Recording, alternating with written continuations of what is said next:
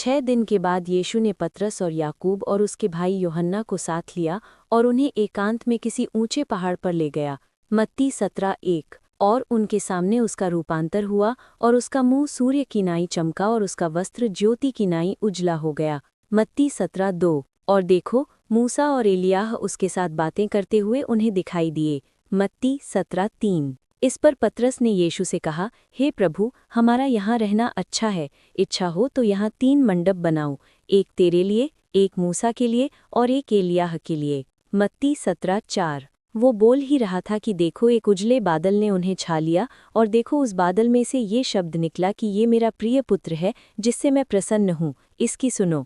मत्ती 17:5। चेले ये सुनकर मुंह के बल गिर गए और अत्यंत डर गए। मत्ती 17:6। यीशु ने पास आकर उन्हें छुआ और कहा, उठो, डरो मत। मत्ती 17:7। तब उन्होंने अपनी आंखें उठाकर यीशु को छोड़ और किसी को न देखा। मत्ती 17:8। जब वे पहाड़ से उतर रहे थे तब यीशु ने उन्हें ये आज्ञा दी कि जब तक मनुष्य का पुत्र मरे हुओं में से न जी उठे तब तक जो कुछ तुमने देखा है किसी से न कहना।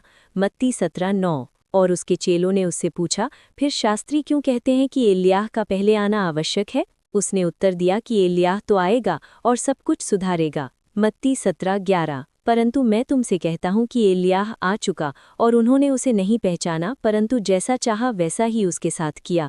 इसी रीति से मनुष्य का पुत्र भी उनके हाथ से दुख उठाएगा। मत्ती 17:12। तब चेलों ने समझा कि उसने हमसे यूहन्ना बपतिस्मा देने वाले के विषय में कहा है। मत्ती 17:13। जब वे भीड़ के पास पहुंचे तो एक मनुष्य उसके पास आया और घुटने टेक कर कहने लगा, हे प्रभु, मेरे पुत्र पर दया कर, क्योंकि उसको मिर्गी आती है और वो बहुत दुख उठाता है और बार बार आग में और बार बार पानी में गिर पड़ता है।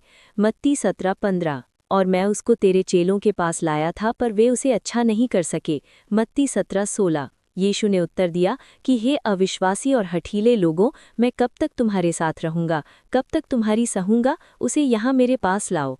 मत्ती 17:17। तब यीशु ने उसे घुड़का और दुष्टात्मा उसमें से निकला और लड़का उसी घड़ी अच्छा हो गया। मत्ती 17:18। तब चेलों ने एकांत में यीशु के पास आकर कहा, हम इसे क्यों नहीं निकाल सके?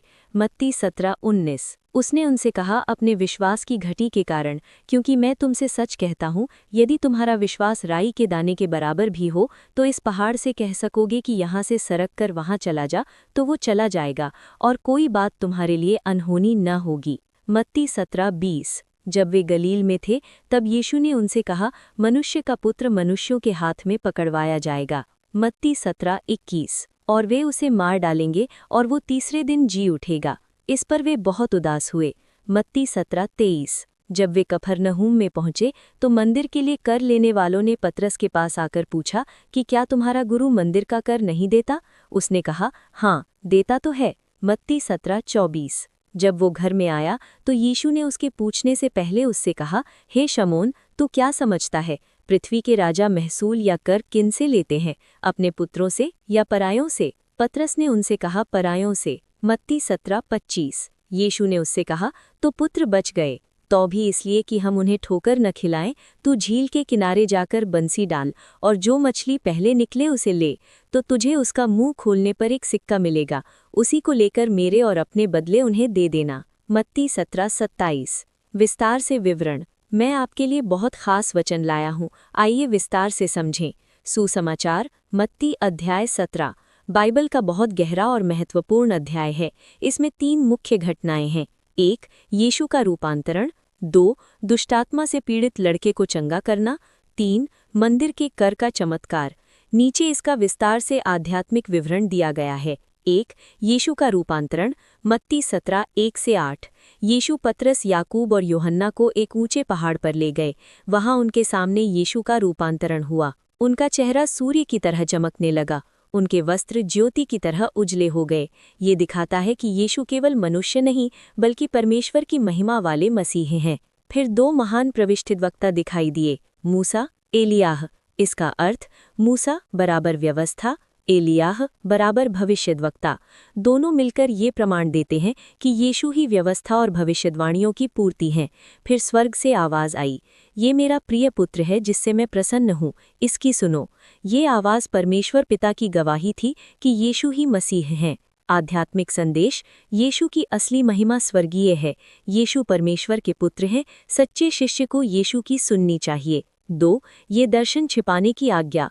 मत्ती 17:9। यीशु ने कहा, जब तक मनुष्य का पुत्र मरे हुओं में से न जी उठे, तब तक किसी से न कहना। क्यों? क्योंकि लोग अभी यीशु के मिशन को नहीं समझते थे। पहले क्रूस और पुनरुत्थान होना जरूरी था। 3. एलियाह के आने का प्रश्न। मत्ती 17:10-13। शास्त्री कहते थे कि एलियाह पहले आएगा।